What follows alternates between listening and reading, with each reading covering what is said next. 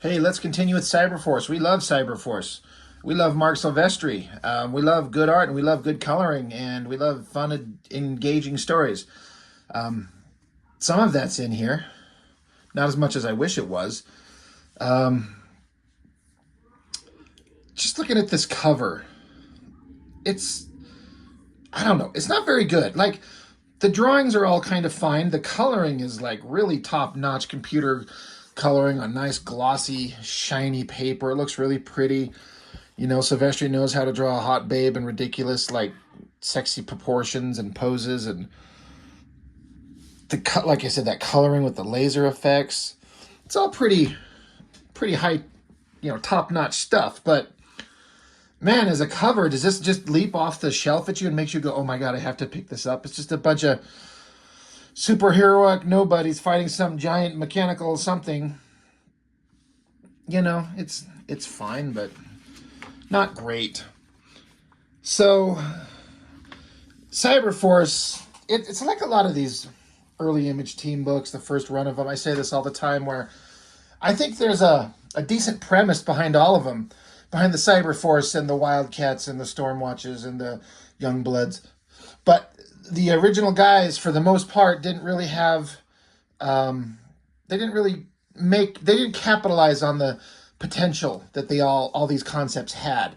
And I still maintain that each one of these, especially Wildcat, CyberForce, and Youngblood, all got way more interesting in the hands of other writers and other artists. They just kind of took off. So we're still kind of wading through the kind of initial boring parts. And as a kid, this is done back in '94, so I was still like 17 years old. I was just enamored by the flash and the colors and the explosions and the drawings and the hot girls and the cool heroes and the monsters. And I mention this often, like, just as you come back and look at these as an adult and you're like, yeah, these were fun, nostalgic things, but God, it's not good. Then there's several things that makes you question what the hell they were thinking. Like this panel. That is not like my camera making it look blurry and out of focus. It is blurry and out of focus. Let me bring it up closer to the camera. Like, that's not a lack of my camera not focusing. You can see it's clear over here. It's printed out of focus. What the fuck is that? Marc Silvestri, penciler, love him, but this is not the best era of Marc Silvestri at all. It's still pretty good, and it's better than most everyone else in the Image books, but not the best version of Marc Silvestri. And why he's got Eric Silvestri plotting this thing.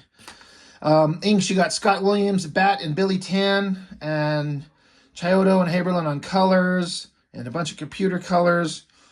JD and John Ty, ink assist. David Finch, pencil assists. And what happens often with Silvestri's books is that he'll be the penciler, quote unquote, but then he'll have like 10 people assist penciling him. So to only have David Finch at least listed, it could be a whole bunch of other people, but it just lists Finch as the only assist on the pencils.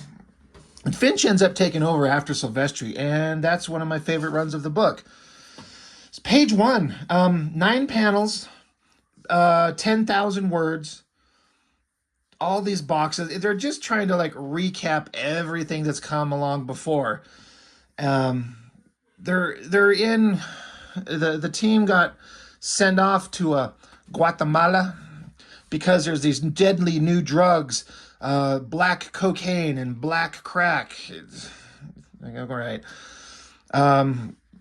Previously, Stryker had been captured, so Ballistic, we just call her Girl Cable, and we call Stryker just Cable. He was captured, and she busted him out, got him away, so they're trying to get out of this place because things are exploding. There's a lot of things exploding in this issue. It's kind of ridiculous. It's like when they need to have pretend drama, we have to run, the thing's going to explode. Okay. Ripclaw and Psyblade are trying to run from a thing, and that's exploding, and Killjoy's chasing Velocity because things are exploding. And you got Heatwave and Impact, and something's ripping and shredding. I got to be honest, I'm not entirely clear what the hell is supposed to be going on here. That's another thing that stood out to me as I kind of revisited this issue. Silvestri is a really good storyteller, in my opinion. He can do really good storytelling, but I think when he's trying to do too many cool, awesome image comic style, big flashy images, he'll sacrifice storytelling for the big cool art. And us kids, we didn't give a shit. We wanted to see the big cool stuff, and probably helps to make the pages have resale value, which I get. I respect that. But there's a place or two in this book where I'm like, what this? I cannot follow what's going on visually. But again, Heatwave and Impact here.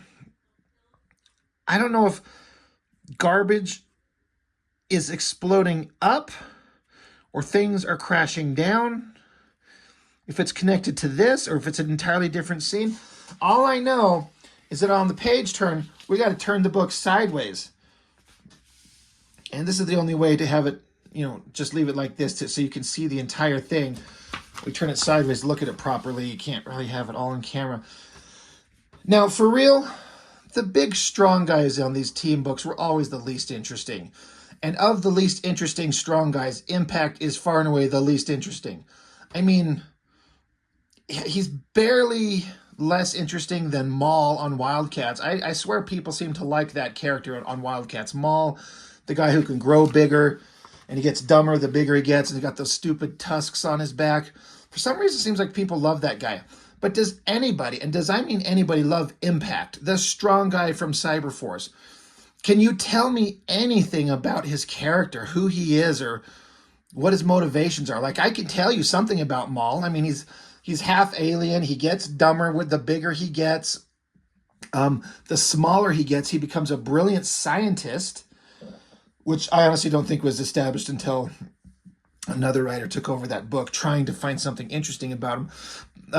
And Youngblood, what do you got? You got Badrock. He's a kid. He's made of stone. I mean, that's not much, but it's something. But I can't tell you anything about Impact, this guy, except he's the big, strong guy.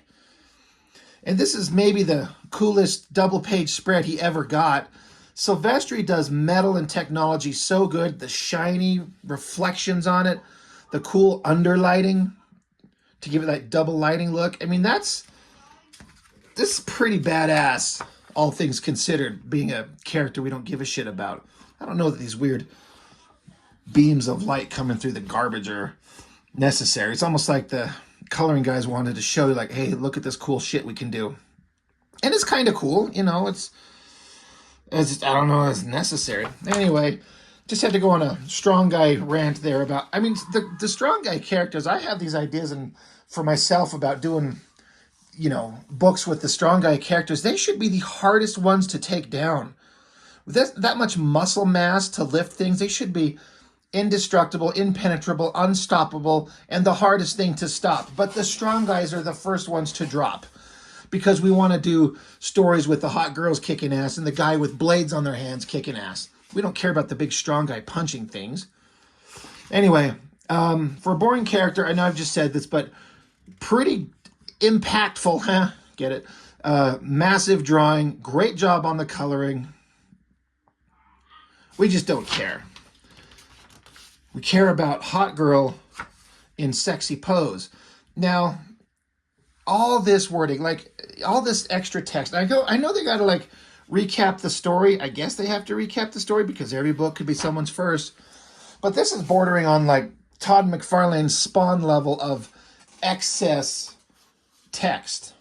It doesn't feel as pointless as some of the Spawn stuff, but it's approaching it, and they're trying to interject some character stuff, but when the characterization they're trying to interject is just how fucking awesome someone is. 5:23 a.m. somewhere in the jungles of northern Guatemala. It happened back at the lab when they fell through the floor of the underground river. If he hadn't noticed the blood on her leg, she never would have mentioned it. That's how she is. Very disciplined. It's part of the reason she's managed to master so many skills. So he was somewhat surprised to find out that she didn't know how to swim. And she's just saying, I just never got around to it. So, first off, we're setting up how incredibly fucking cool she is. And Oh, we got to have a little bit of humor. She can't swim, so Ripclaw's got to carry her out of the water. It's like they're trying to tell us how awesome she is, but still make her a damsel in distress. She needed a dude to help her, which is fair. You know, anybody could get hurt and not be able to carry themselves out and got to have assistance. I mean, how awesome would it have been to have swap roles and have Ripclaw being carried out in the same pose by her? Even if she couldn't carry him, she's just dragging his ass out of the water. But they're like, she's like, hold on, I'm going to sit here and pose. I'm going to arch my back and so you can see my hips and my pointy boobs while we look at this non-wound on my leg. She's like, the bleeding has stopped, but there's always the possibility of infection. And of course, Ripclaw he's just Wolverine. There are many medicinal herbs indigenous to this area. Perhaps I can find one that would act as an antiseptic. Like, I'm just going to go rummage through the forest and find some flowers to stuff in your open wound. Minutes later, footprints fresh and very familiar. Chip and Velocity, tired and confused and afraid. But of what? Another set of prints, fresher still. Not tired, confused, and afraid. What the fuck? He can determine all that from footprints in the ground. I kind of like this side shot of his face, even though it's such a very blunted brow on his nose. And I don't know. I kind of like it, even though it's kind of weird. Anyway, cut back. You got Velocity and I almost said Timmy, but that's Chip, the human young guy that's like the brainy guy. They're off running, and then in the previous book, Killjoy had shown up, which we don't know that's her here yet, but if you were following the story, she shows up and she's bloody as hell, and these guys are trying to get away from her. Chip is telling Velocity, like, look, you're way faster than me. You could just go. And she's like, I just get lost out here. We got to stick together. And then, we hear a voice behind them. We got to have a big close-up of their faces. Whoa, look, of shock. What's going to happen? What's coming? Oh, like we knew. It's Killjoy. It's again, this is a redesign of what she looked like in the original CyberForce miniseries. It's better, I guess. They tried to make her grotesque but also still keep her sexy so they can draw her boobies that they could underlight. I like this bloody ass hand. Both hands are pretty dramatic, actually. It's kind of fine. It works. Back to another scene. A lot of text box. We're back with Striker Cable and Ballistic Cable, Girl Cable, and they're trying to figure out plans. A guy got kidnapped or something, and they got to go rescue him. So they gotta do shit. They gotta make plans. They gotta do superheroic things. And then cops show up the door, kick the door down, and they're after this package that these guys have, that the heroes have. So just give me back the package, and I'll be on my. Meanwhile, Ballistic, she's looking behind her at the gun on the table. I bet you she's going to do some dangerous shit. Yes, she does. She dives after the gun. And look, these guys are like 12 feet away from each other at most, from like here to her, and like 3 feet away here. But no one can hit each other with the guns at like this close range. You'd have to be stupid to miss. But they do, because it's a comic book. When you have Striker Cable and you got a guy with 3 giant metal robotic arms, yes, you have to have him punch somebody with all 3 arms. And so that's pretty good. Boom, boom, boom. Punches this guy. I always kind of like this close-up of the guy's face, just from a drawing perspective. There's a lot of like inking and cross-hatching techniques that I was always trying to figure out and mimic and failing all the time.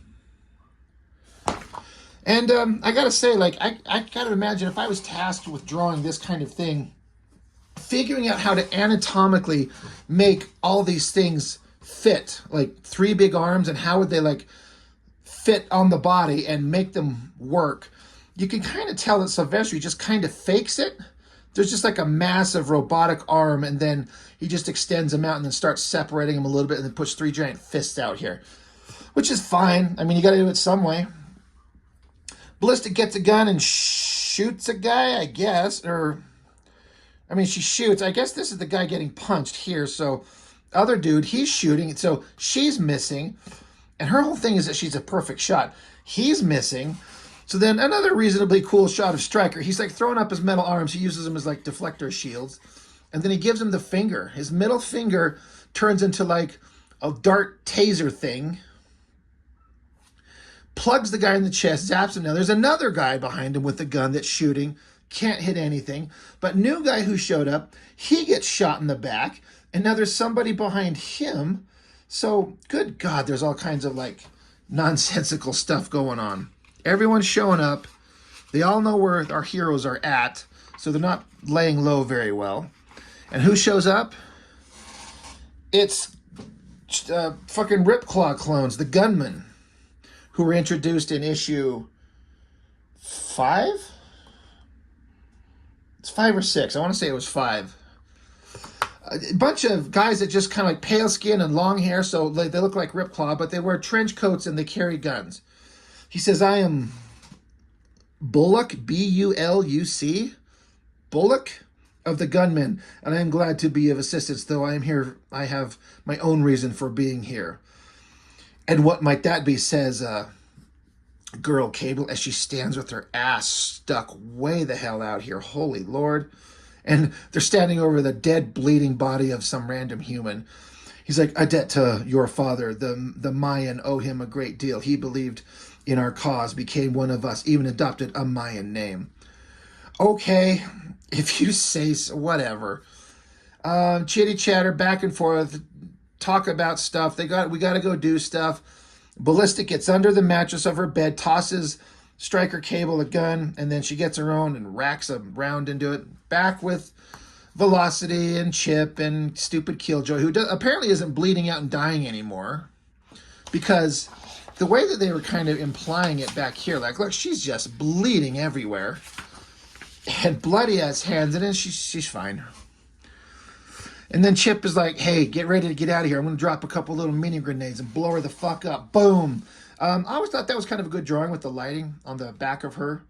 But again, doesn't hurt shit. I mean, now there's blood splattered all over her ugly face. And again, this is another one of those where this thin line inking cross-hatching like on her nose and above her forehead.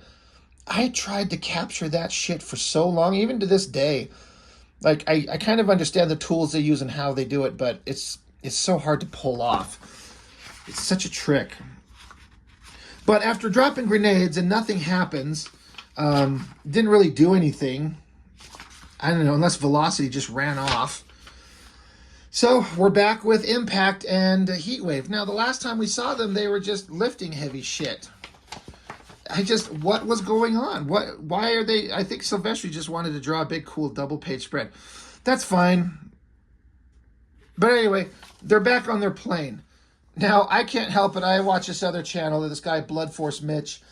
He does his channel. He's reviewing comics similarly, and he's been doing some CyberForce. He doesn't call this plane anything except the X-Jet. And I think that's funny as shit, because it's totally what it is. You got a team of superpowered mutants, cybernetically enhanced. They fly around on a jet. That's the X-Men shtick. So he just refers to it as the X-Jet. Now, whenever I see it, or I think of it, I can't think of it as anything except the X-Jet. So yeah, that's what it is. So thanks, Mitch. I thought this was like an unnecessarily hyper skinny version of Cyblade, and so it makes me wonder. I think this is a David Finch page. This face looks like Finch. Though David Finch had the worst time drawing female faces. And that's not bad, but it doesn't look Silvestri, but it doesn't look like Finch. So I don't know. I don't know where the division of labor is. I think that pose is pretty awesome. I bet you what happened is Silvestri did the basic layouts to all of this. And Finch loves to draw guy faces with heavy shadows. And I bet Silvestri put in like the basic figure of a girl and basic indications of background. He did this awesome pose there. That's a good drawing and a good pose.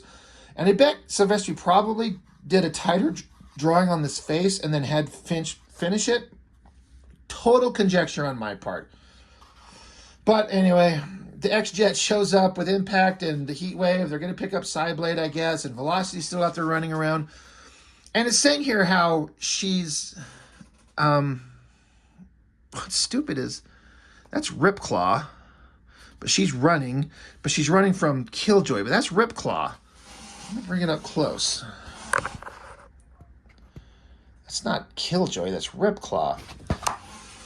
Anyway, it says here that with all this text, like, holy Jesus Lord, that she takes off as fast as she can go to get away from Killjoy. Now, that's Killjoy's eye. A necessary waste of space to do this giant close-up of her eye. I feel like you could do a better drawing than that, but it's also like a cheap cop-out to get something done fast. Like, oh, I'll just draw an eye and some blah, blah, blah, whatever, dumb. But Velocity takes off as fast as she can go, but she says she's not supposed to do that. It overloads her brain. Even with her implants, she still gets dizzy. Implants? Like titties? I don't know. They mean her cybernetic implants. But she can't go as fast as she can. She loses control. So it's like a thing set up to be like, I can do this, but it's dangerous. I can't do it very well. But as she gets better at it, she'll be able to be stronger as she gets older. But she freaks out. She grabs her head. Something's stinging in her head. Something's fucking with her. And so she tumbles. I mean, she'd have to be pretty invulnerable to be traveling at the speeds she goes and tumbles and crashes and wipes out. But it's a comic book, and she's a hot girl, so she's just kind of dazed. Then you hear a voice says, "Most impressive, señorita. You may indeed be faster than Killjoy, but Mind Game travels at the speed of thought and strikes when you least expect it." Holy shit, is that the stupidest dialogue I've ever heard. And then, oh yeah, that's the villain, Mind Game. I think we were introduced him at the end of issue 5 and continued in issue 6. They're in Guatemala, so he's some bad guy. He's the guy that's making the black crack and the black cocaine, and he's lame as fuck and stupid as hell. And then, so Killjoy, she's just there. And she says, "This is a private matter, senor, no concern of yours." And he says, "I am sorry, senora, but it looks as though you are having some difficulty keeping up with." Anyway, they have a fucking villain fest trying to talk about who gets to keep her. It's kind of an okay drawing of Velocity. I like that drawing right there. That's pretty good. And then this is a trope that I see a lot that I get sick of, where it's 2 panels, but it's 2 different characters combined to make one face. Like, it was clever like the first 10,000 times. Like, let's stop. It's really stupid. Anyway, they're yapping about who gets to take her. "No, I get to have her. No, I get to have her." And she said, Killjoy's like, "She belongs to Cyberdata, so she's coming with me. And there's nothing you or anyone else can do about it." Oh, ironic she says that, as we see this weird white void background. I don't know if that's necessary, but a silhouette shadow of Ripclaw. Now he shows up and chops her fucking arm off. His name's Ripclaw, and he's ripping her arms off with his claws. Good job. He's just doing what his name says. Pretty good figure drawing. Pretty good action there. But stupid Mind Game's like, "Oh yeah, I've heard of him. The cybernetic savage, a man without equal, or so they say. Perhaps it is time to put some of those rumors to rest." So he starts talking his tough villain shit. And also, it's important to note that stupid Mind Game has this weird triangular ship in the background, in case you didn't know. That's not very clear that that's what it is at all. But he's like, "I have found pain to be the most effective deterrent. Thoughts on that? Any thoughts on that matter, senor?" And so Ripclaw is kind of falling to the ground. He's getting affected by the telepathic manipulations of Mind Game. But Ripclaw, of course, says, "I have felt more pain than even your twisted mind could ever imagine. And it never stopped me before." So he's just being Wolverine, the tough guy on the team with claws who shows up and saves the day. And he's been through so much torture that he can take anything. So it's boring as fuck. So Killjoy's like, "Ripclaw's not so easily intimidated." And Mind Game's like, "I can see that now." So they're both running like a couple of scared little bitches. And you can't really tell, because it took me a minute to be like, I didn't acknowledge this as a ship or a jet or something in the background. So then the bad guys are just suddenly running off after talking tough. And I guess they're going up some stairs, and Ripclaw's swiping at something. And then this little weird shape is in the air. I'm like, oh, it's a ship. And they ran and went up inside it, and it took off, and they got away. The storytelling here is really unclear, and Silvestri is way better, capable of way better than that. But he's sacrificing storytelling for the awesome, and the awesome's just kind of awesome. Anyway, back to another place, seeing a shot through the binoculars, kind of interesting. So you got some of the stupid gunmen and Girl Cable and Striker Cable. They're talking, they're looking, we gotta go do something. But Timmy, oh wait, randomly, there's Timmy, the little robot kid sidekick of theirs. They're like, Timmy, how'd you get here? Cyberdata had a submarine. They were out there when the ship went down, picked me up, brought me here. So, and Timmy's just this little robot android. And so it's just, he just shows up. He's just there. Okay, now suddenly back, the entire team's on speeders. Where's the X-Jet? When did they all hook up together? What the fuck? They're all flying together on these speeders. What the hell is going on? I cannot track this story. I don't mind the design of those speeders. That's pretty cool looking. But they're talking back and forth. The team is showing up. And then giant robotic monster comes out of the jungle and sounding like the lame version of Cyclops here. All right, let's cut the chatter. We've got the mother of all hostiles dead ahead. Prepare to engage. Yeah, okay. Now that's happening, I guess. I'm just trying to see the giant strongman of the team riding one of these speeders. I mean, he's got to get around too. And then there's some weird bug-eyed alien things, and Timmy, the robot kid, is there, and he's acting kind of suspicious. I don't know what the hell this is supposed to... It's kind of stupid. It's kind of lame. One thing I did kind of appreciate is back to boring version of Cyclops, Heatwave. He can fly and he can shoot lasers out of his hand. So this shot, and this is where Top Cow with Silvestri's studio, they really pushed the coloring to the best effect, I think. Extreme was doing some interesting stuff. Wildstorm was doing some interesting stuff for sure. I kind of feel like Top Cow was doing some of the most interesting stuff and the best use of the computer effects. This little repeating square pattern is supposed to indicate that this evil robot monster thing has got deflector shields up and he can't blast through it.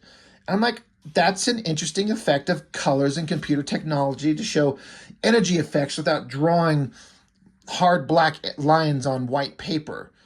It could be done that way, but this works really good. So he's saying, I can't get through these shields. See if you can find an opening on the other side. I'm hoping they only provide partial coverage. Well, that'd be convenient. So Ripclaw Wolverine jumps in there and starts chopping at shit. We'll keep him busy while you look for a way in. There should be an access panel somewhere. How do you know that? Stupid Cyclops telling Wolverine there should be a access panel somewhere. And then big strong guy Impact, Colossus, he's showing up, and giant robot turns his big Gatling gun barrel on him and shoots him, knocks him back. That's what the big strong guys are there for, to take, big blasts. And Cyblade Psylocke, she just ducks behind him. And here we got Wolverine Ripclaw. He's saying, no time to look for panels, so he just starts shredding it open. Okay, that's good. Not a bad drawing. I like the angry face and kind of the muscular anatomy. That's working. And Cyclops Heatwave gets smacked in the face. Oh, back somewhere else. We're back with Striker Cable and Girl Cable, and they're into place with the gunmen, and they're infiltrating bad guys' base. I don't know. They set some bombs or something. I'm so fucking bored of this story already. Giant robot things getting the drop on him. Impact's down. He's saying, it hurts. I'm bleeding. Like, does he bleed? Can he bleed? Does he bleed like liquid metal? That'd be cool. Oh my God, he's coming back. Oh wait, and Ripclaw Wolverine suddenly shreds out of the middle of it. He went tearing through its guts, and so it screams and it drops to the ground. And they all stand there, and of course, Ripclaw Wolverine just stands there looking awesome, unhurt, not bleeding, just being a badass, because that's what these guys with the claws on their hands do. Because Ripclaw's awesome, right?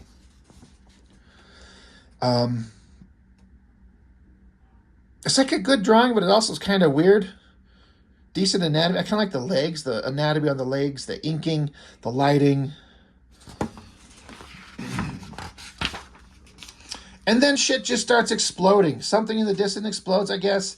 Striker Cable and Girl Cable blew it up, and so they're all jumping on the X-Jet. Thanks, Mitch. And they're just looking back, and Timmy's looking kind of creepy weird, and the team's reunited, but we see this evil kind of look on Timmy's eyes. Something's going on. Who cares? Jesus Lord, this story sucked. This was really fucking stupid. It was like pointless. Like they go to Guatemala and they get involved in a drug trade and stopping Mind Game, who's a boring villain. You've never seen him before. You never see him again. It's just, excuse to draw big robots and sexy girls and Ripclaw cutting things up. And man, I love Silvestri's artwork, but this just feels like such a waste of his talents. And he says himself he hates his 90s work. He doesn't like his early 90s work at Image Comics because he was just chasing the Jim Lee style. And he's right. It's not awesome. But then Silvestri will show us just how awesome he is by doing this. This is the pencil roughs of the cover to Spawn 25 that Silvestri drew. I saw that, and it's just one of the greatest drawings I've ever seen.